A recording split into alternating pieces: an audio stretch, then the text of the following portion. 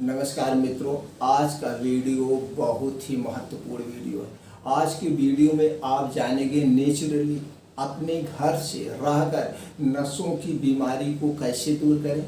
नसों की में जो रुकावट है, जो नसों में कमजोरी है, कहीं पे कुछ है, नसों में कहीं गांठें हैं, सारी चीज़ें आज की वीडियो से आपका क्लियर हो जाएगा, वो भी अस्थायी। लेकिन हम अपने वीडियो में सारी क्लियरिटी कर देते हैं। तो दोस्तों चलिए जानते हैं। लेकिन सबसे पहले ये जानिए, अगर आपको कभी नसों में दर्द होता है, गठिया है, जोड़ों का दर्द है, अर्थराइटिस है, या आपको पैरालिसिस हो गया है, तो ये आपने कभी जानने का प्रयास नहीं किया कि हमें पैरालिसिस क्यों हुआ, हमें जोड़ों में दर्द क्यों हो रहा है, अर्थराइटिस क्यों हो गया।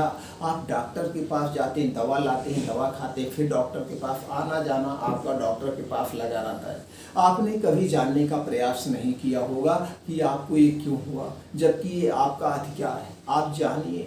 अब जब तक आप जानेंगे नहीं, उसमें आगे आप सुधार कैसे करेंगे। तो चलिए दोस्तों, हम क्लियर, जितने भी प्रकार के आपकी नसों की समस्याएं हैं, जितने भी प्रकार के आपके हार्ट ब्लॉकेज हैं, सीने में दर्द है, गठिया, बाई, बताफ, जोड़ों का दर्द, आपका ये ब्लड प्रेशर बढ़ना, शुगर होना, थायराइड होना, ये सारी चीज़ें आपके बात रोग से संबंधित। अब आप कहेंगे सर बात रोग, कितने लोग ऐसे हैं पता ही नहीं है बात रोग क्या होता है। हमारा शरीर 3 दोष से बना है, वात दोष, पित्त दोष और कफ दोष। 3 दोष से हमारा शरीर बना है, और तीनों दोष जब बिगड़ते हैं तो हमारे शरीर में रोग उत्पन्न होते हैं। अगर आपका वात रोग गड़बड़ हो गया तो आपके शरीर में 80 तरह की बीमारियां होंगी।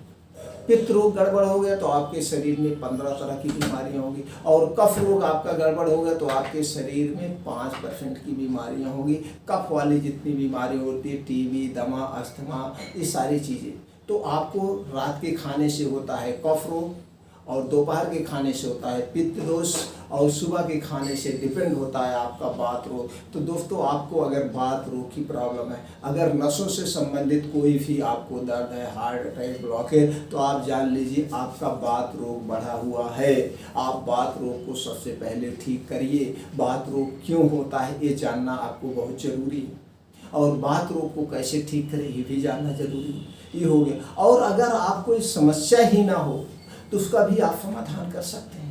तो इसलिए थोड़ी सी वीडियो लंबी हो सकती है मित्रों, आप ध्यान से सुनिएगा, सारे क्लियर कर देंगे। तो दोस्तों, वात रोग आपके खाने पर डिपेंड होता, तो आपको अपने खाने में बाहर की चीज़ें आप छोड़ दीजिए। तली भुनी चीज़ें कम मात्रा में खाइए, क्योंकि बाहर की चीज़ें जितने भी बनती है घटिया चीज़ों से बनाया जाता है। आपको चीनी, तेल रिफाइंड तेल जो मार्केट से आते हैं इससे मत लेना, अपने घर का तेल आप यूज कर सकते हैं। रिफाइंड तेल, ये सारी चीज़ें आपको वात रोग को बढ़ाती है। आपको चीनी नहीं खाना, चीनी के स्थान पर गुड़ खाइए, धागे वाली मिश्री खाइए। आप उसके बाद नमक मत खाइए, सफ़ेद नमक मत खाइए। आयोडीन वाले जो आते हैं सफ़ेद बिक रहे हैं, ये आपके लिए पॉइजन का काम करते हैं। इसके स्थान पर आप सीधा नमक खाइए, ब्लैक नमक खाइए, अति उत्तम है। उसके बाद आप मैदा छोड़ दीजिए। बाहर की चीज़ें, चिप्स, पनीर, यानी कि आप अपने खाने में फजीव चीज़ लाइए, निर्जीव चीज़ें मत खाइए। निर्जीव चीज़ में क्या आता है? चाय, समोसा, कौड़ी पकौड़ी, ब्रेड, टोस्ट, बिस्किट, ये सारी चीज़ें डिब्बा बंद जितने फास्ट फूड, जंक फूड है, ये सारे निर्जीव हैं। निर्जीव चीज़ को आप छोड़ दीजिए, आपको वात रोग होगा ही। अपने खाने में आप हरी साग सब्जियाँ खाइए, जितना ज़्यादा से ज़्यादा, वो भी सीजन वाइज। जिस एरिया में आप रह रहे हैं प्रकृति है, प्रकृति के हिसाब से उस एरिया में सब्जी का उत्पादन होता है, तो आप अपने एरिया के हिसाब से जो सब्जी हो रही वही खाइए। ये नहीं कि जो बाहर से सब्जी आ रही है उसे खाइए, क्योंकि आपका शरीर उसी हिसाब से बना होता है। भगवान ने उसी हिसाब से शरीर को बनाया है, और उसी हिसाब से वहाँ पे सब्जियाँ होती है, उसी हिसाब से वहाँ पे फल होते हैं। ये हमारा आयुर्वेद कहता है। तो आप अपने सीजन में अपने हिसाब खूब जम के सब्जी खाइए, जम के फल खाइए, खूब जम के, आपको कभी वात रोग नहीं होगा, कभी नहीं। और फाइबर युक्त खाना खाइए, ड्राई फ्रूट्स खाइए, ओट्स खाइए, दलिया खाइए, ये सारी चीज़ें, कीवी खाइए, फल खाइए, ये सारी चीज़ें आप खाइए। ये सारी चीज़ें आपको वात रोग से ठीक करेगा। और आप तली भुनी चीज़ें कम खाइए, बाहर की बिल्कुल मत खाइए। अब आपको और क्या करना है, कुछ आपको अपने लाइफ स्टाइल चेंज करना पड़ेगा। आपको सुबह 4 से 5 बजे उठिए, उठने के बाद 2 से 3 गिलास आप पानी पीजिए नींबू डाल के। इससे आपको क्या होगा, इससे बहुत फ़ायदा होगा, आपका पेट साफ होगा। उसके बाद जाइए मॉर्निंग वॉक योगा करिए, नंगे पाँव सबसे बेस्ट है। और नंगे पाँव आप मिट्टी पे या घास वाले स्थान पे जाइए, पक्की रोड पे आपको नहीं जाना है। तो वहीं नंगे पाँव आपको योगा एक्सरसाइज करना है। 2 योगा आपको करना है नाड़ी शोधन के लिए। नाड़ी शोधन के लिए 2 योगा है, पहला है अनुलोम विलोम, दूसरा है कपालभाति। अनुलोम विलोम कपालभाति कैसे करें, यूट्यूब पे बहुत सारे वीडियो पड़ी है, दोनों 20-20 मिनट कम से कम करने, कम से कम। अगर आप नाड़ी शोधन अनुलोम विलोम करते हैं तो इससे क्या होगा, नसों की पूरी सफाई हो जाएगी, कहीं पे कोई नसों में अवरोध हो वो सारी चीज़ शांत हो जाएगी। और कपालभाति आप जब करेंगे तो आपका बात रोग ठीक हो जाएगा, दोनों चीज़ें इसी से ठीक हो जाएगी। जिसने भी 1 महीने इन नियमों का पालन कर लिया, योगा एक्सरसाइज कर लिया और ये 2 योगा कर लिया, उसकी सारी प्रॉब्लम नसों वाली समाप्त हो जाएगी और फिर दोबारा भविष्य में कभी नहीं होगी। तो वहीं पे आप 2 घंटे बिताना है। 5 बजे आप फील्ड में निकल जाइए बाहर, और धूप जब हो जाएगी तो वहीं पे 7 बजे तक आपको योगा एक्सरसाइज सारे करना है। मॉर्निंग वॉक दोस्तों कम से कम 6 किलोमीटर करिए, उसी में कुछ दौड़ लगा लीजिएगा, कुछ पैदल चलिएगा, लेकिन जो 6 किलोमीटर में समय लगेगा वो आधे घंटे से ज़्यादा नहीं लगना चाहिए। आधे घंटे में आपका 6 किलोमीटर जो है पूरा हो जाना चाहिए। गाड़ी से नाप करके कहीं ट्रैक पर आप बना दीजिए, इस हिसाब से आपको करना है। अब वहाँ पे जब आप सूर्य की धूप में अपना 2 घंटे का समय व्यतीत करेंगे, वो सूर्य की रोशनी आपके शरीर पर जब पड़ेगी तो सूर्य की रोशनी में विटामिन डी और कैल्शियम प्रचुर मात्रा में पाया जाता है। तो विटामिन डी और कैल्शियम से जो संबंधित बीमारी होती है वो कभी नहीं होगी। आपको इस तरह डाइट नहीं लेना पड़ेगा, कोई टैबलेट नहीं लेना पड़ेगा विटामिन डी और कैल्शियम के लिए, और इससे संबंधित कोई आपको बीमारी नहीं होगी, गठिया वाई बतास कुछ नहीं होगा। आपका इम्यूनिटी बूस्टर एकदम स्ट्रांग हो जाएगा, आपको कभी वायरल फीवर जुकाम उखाम होगा नहीं। सूर्य की रोशनी में इतना शक्ति है, आप ये प्रक्रिया कर लेंगे तो आपको कभी भी नसों की कोई प्रॉब्लम नहीं होगी। अब जितने आप योगा एक्सरसाइज करेंगे उतने आपका शरीर स्ट्रांग होगा, शरीर को एक्टिव रखना है। अब ये सारी प्रक्रिया अब आप जान गए। अब आपको ये जानने की ज़रूरत है, बात रोग की वजह से आपके पेट में एसिडिटी बन रही, और यही एसिडिटी जब पुरानी हो जाती है, आप देखते होंगे जिसको बहुत ज़्यादा एसिडिटी बनती है, एसिडिटी बनते बनते आपके पेट में अल्सर हो जाता है। यानी कि जो पेट की परतें हैं, स्टोमच की जो परत है, एसिड जब ज़्यादा बनने लगती तो परत को भी गला देती है, और वही जब अल्सर का रूप लेकर कैंसर का रूप ले लेती है।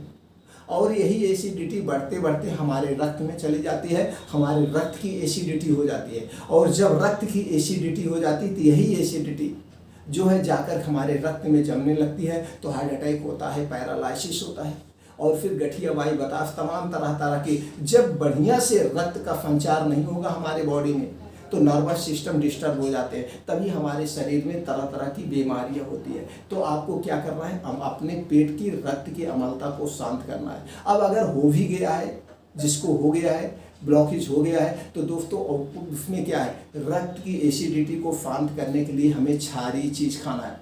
जो क्षारीय चीज़ होते हैं, क्षारीय चीज़ कौन हो, जैसे लौकी हो गया, तुलसी की पत्ती हो गया, पुदीना हो गया, ये सारी चीज़ें क्षारीय चीज़ें हैं। गाजर हो गया, आप क्षारीय चीज़ें खूब खाइए, तो क्षारीय चीज़ें जब खाएंगे तो रक्त की अम्लता कम होगी, और ये सारे ब्लॉकेज आपके कहीं पे भी है, ये सारी चीज़ें शांत हो जाएगी।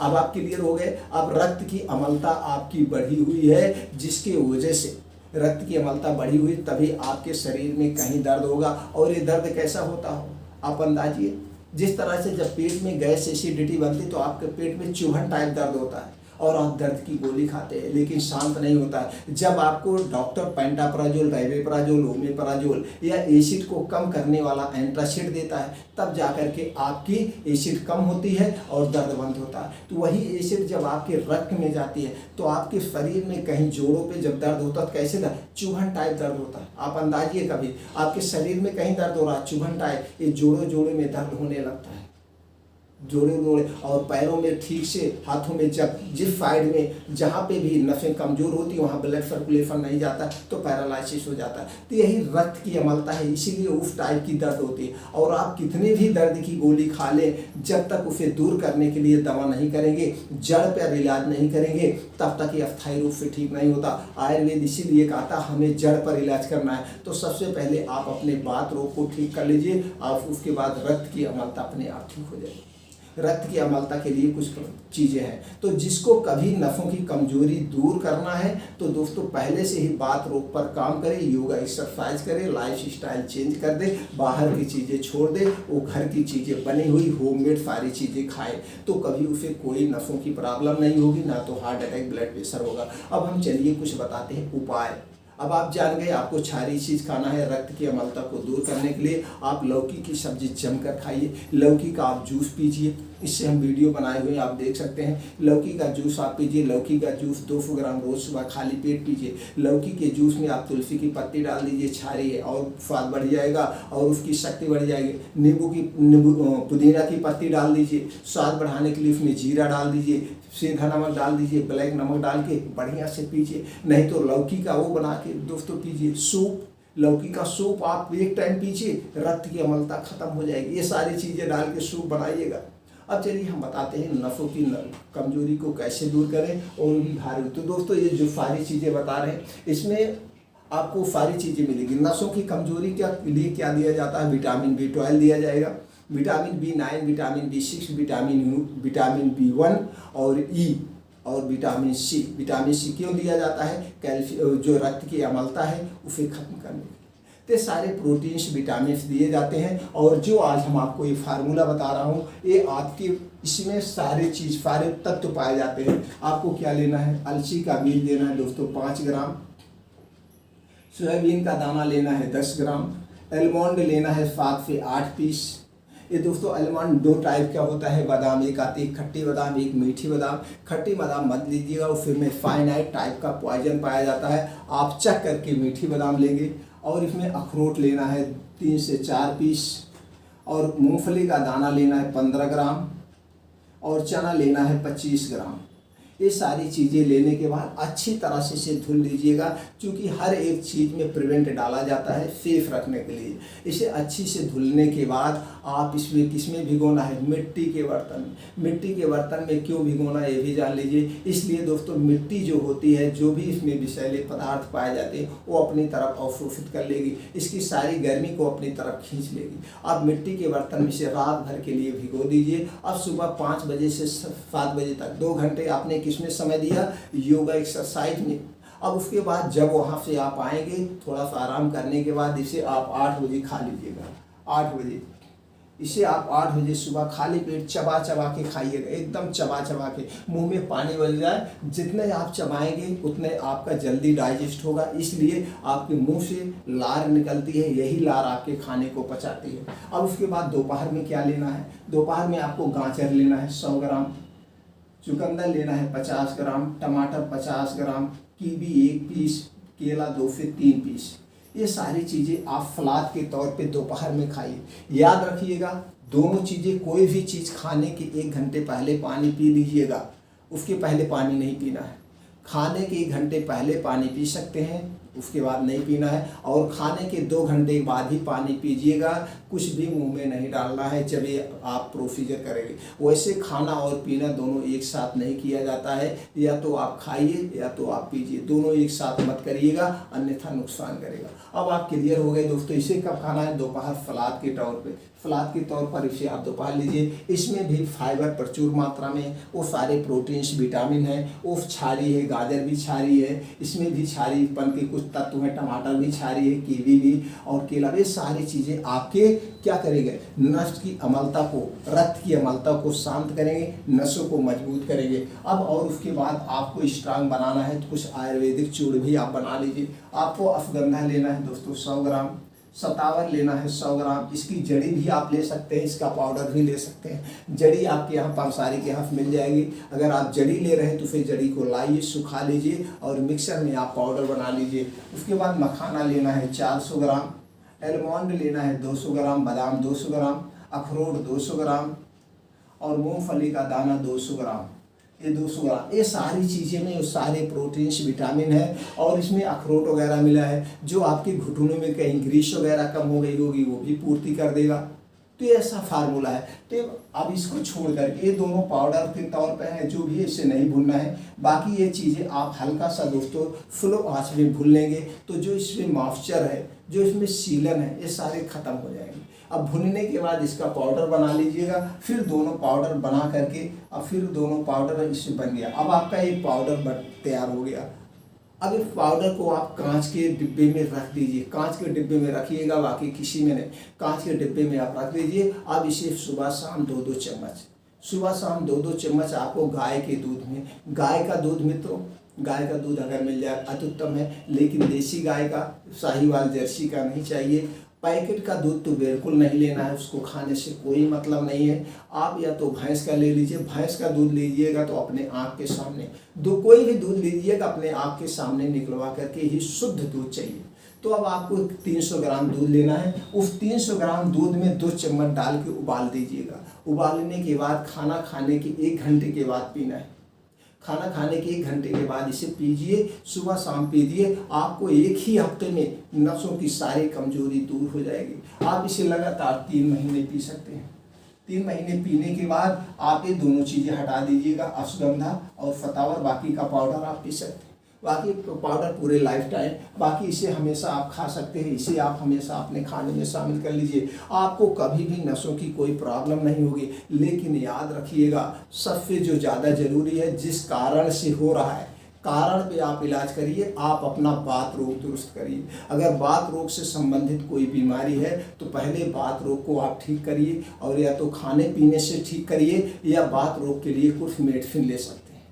तो अगर आपको बात रोग है तो दोस्तों आप बताएंगे, हम उसके भी लिए आपको इलाज बता देंगे, उस पर भी अलग से वीडियो डाल देंगे। आप देख करके अपने बात रोग को ठीक करिए। बाकी योगा एक्सरसाइज करिए, खान पान में चेंज कर लीजिए, और ये मेडिसिन आपने जो हमने घरेलू फार्मूला बताया इसे यूज कर लीजिए। आप अस्थायी रूप से सब कुछ ठीक हो जाएगा। फिर मिलते हैं ऐसी ही महत्वपूर्ण जानकारी के साथ अगले वीडियो में। मित्रों, हमसे जुड़े रहने के लिए चैनल को सब्सक्राइब कर लीजिए, बेल आइकॉन का बटन ऑन कर दीजिए, जिससे हर एक वीडियो की नोटिफिकेशन आप तक पहुंचती रहे।